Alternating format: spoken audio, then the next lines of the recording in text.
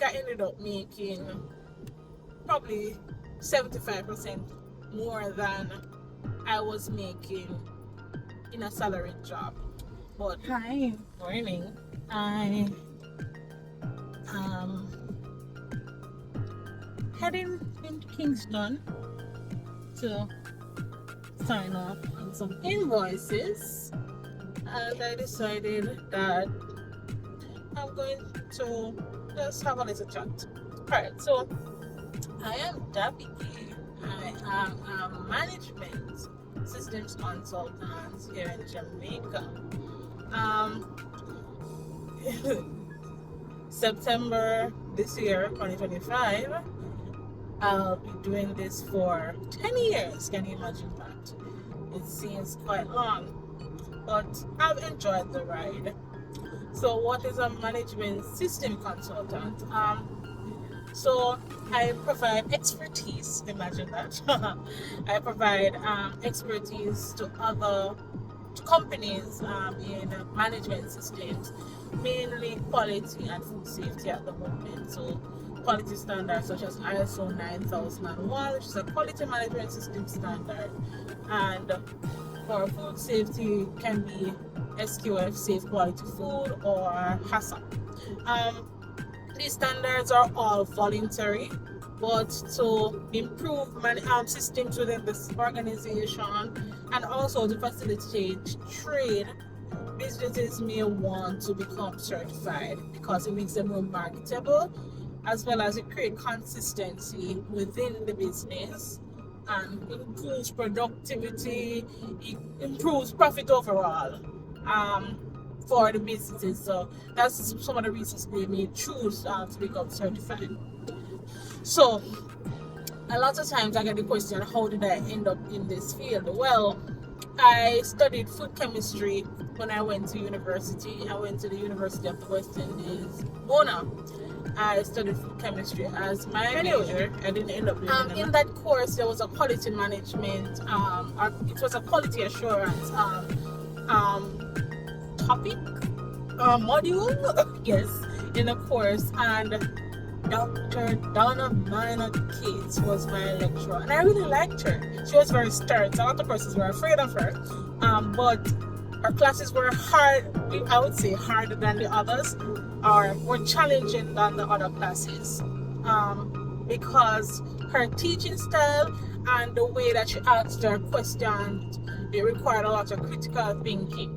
So it turned on my brain, and I like challenges, so for that reason I enjoyed her course and I found the module quite intriguing. So I excelled in that. I think I did the best. In that course we were introduced to HACCP, and we were very briefly introduced to ISO 9001. So anyway, after leaving university now, I started applying for jobs, and you had this thing, career and placement, or placement and career services, something of that sort. I had sent my resume there. I got a call for an interview. I went for the interview. It was a consultancy firm. First interview, shut up that, did very well. I felt proud of myself. And then I had a round two. The round two, I went there, and after I went there, I went home and I cried, and I said, I'm not getting that job. I did not feel as confident anymore. The interview was with the chairman of the board of the company, and boy, I did not feel like confident at all. Anyway, I got the call back for the job. I was intrigued. It was interesting, and it was the field that I envisioned myself in, because in doing chemistry, I love chemistry, but I could not foresee myself working in a lab every day. It felt, imagining it, I felt trapped. I felt like I was stuck. So I wanted something where it was more dynamic, not routine, and I didn't have to be literally in a building for an extended period of time working. So the job offered traveling, and it was working with other companies, so I like the dynamics of it. There was nothing static about it. It was doing the same thing with each company, but with each company it varies because the problems they face vary, and I'm always at a different company, and every day it's a different place I'm going. I was all over the place and I loved it. So I got the job, started. It was great. I did it. I stayed with a company for 8 years. I enjoyed my time there. I learned a lot. I think I developed a lot while there, and I appreciated the experience there.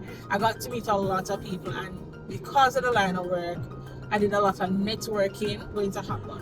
But anyway, I build a lot of relationships because I'm working with these people, and I must say that helps a lot in this line of business. So how did I end up becoming an independent consultant?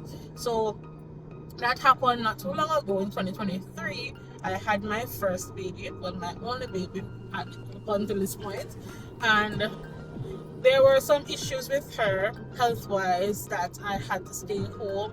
And in all of that time, I started making decisions, as well as now my family dynamics have changed and and I have to now make decisions on how to go forward. So I made the bold decision, with a lot of pride and fasting, by the way, of going out on my own. It was never a transition, I must say, because of being home on maternity leave.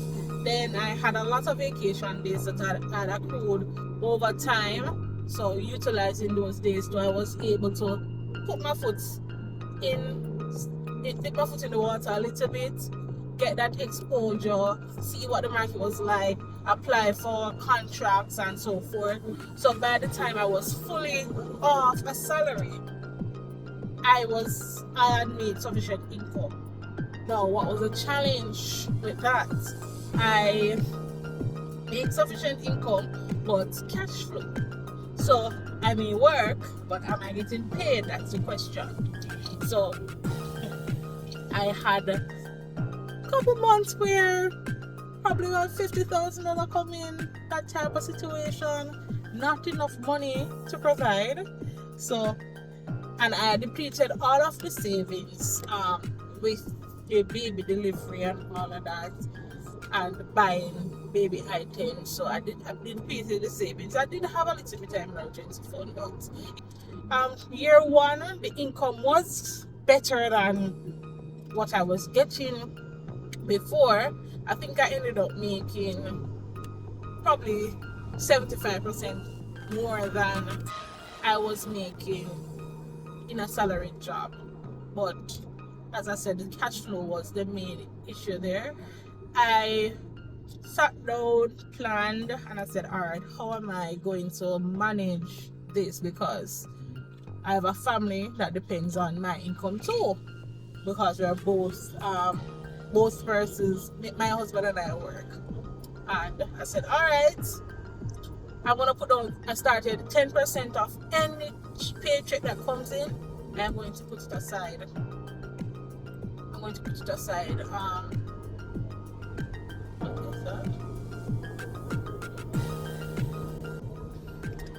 Blooper. So here I am driving, doing my little video for the first time. Then I start hearing a weird sound coming from the vehicle. Stop to find out that I had a flat tire. Thank God this young man stopped. This gentleman, let me say gentleman, he stopped and he assisted me. I digress. So I was on how the transition was from an employee to a self-employed / independent consultant. So the cash flow was an issue, as I mentioned, and what I started doing is putting aside 10% of everything that every paycheck that would come in. I put aside 10% of that and keep that to create a buffer. So if next month everybody decides to pay me late, I would have that money to live on. And it was working, and I increased it 20%. So now last month I got in enough money to cover the entire month.